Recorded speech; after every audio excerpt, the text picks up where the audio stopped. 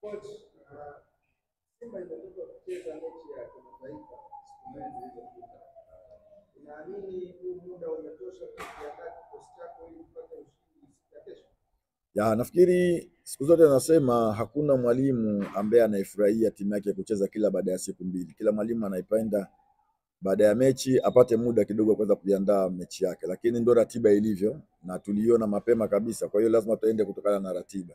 Tutajitahidi kwenda na ratiba ilivyo, na kwa sababu tulikuwa tunaifahamu, basi nafikiri tuko tayari kwa ajili ya mchezo wa kesho. Swali la tatu kwa mwalimu.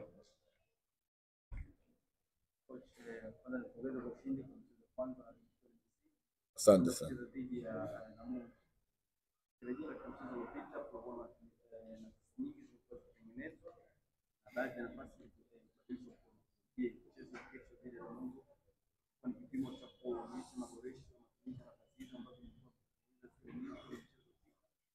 Ni kweli.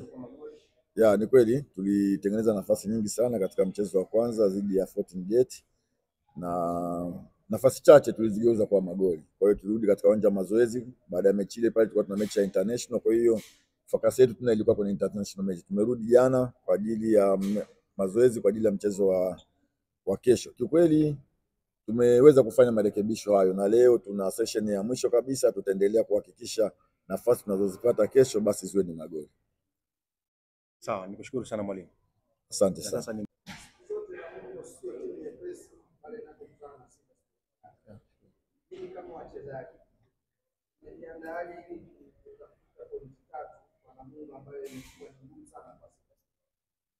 Tulichojiandaa ni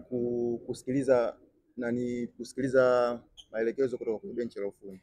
Benchi la ufundi limeangalia Namungo jinsi wanavyocheza, na sisi wenyewe tumepata muda wa kuangalia kwenye mechi zao mbili ambazo wamecheza wakiwa nyumbani. Ni timu ngumu, ni timu nzuri kama nilivyosema awali.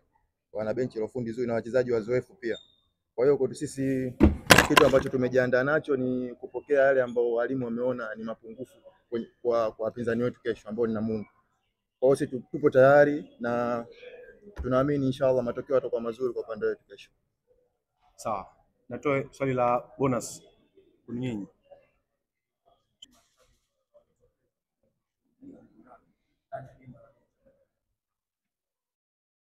Kwanza kabisa tunawashukuru, kabla ya kuahidi niwashukuru kwa sababu wanatusupport sana, na tumetoka kucheza mechi ya kimataifa bila uwepo wao uwanjani.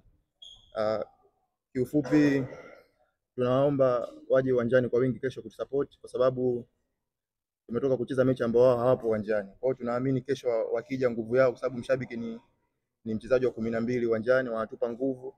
Kwa hiyo naomba wawepo uwanjani, watokee, na sisi tunaahidi kufanya mazuri na tuna hamu kufanya mazuri kwenye mchezo wa kesho inshallah.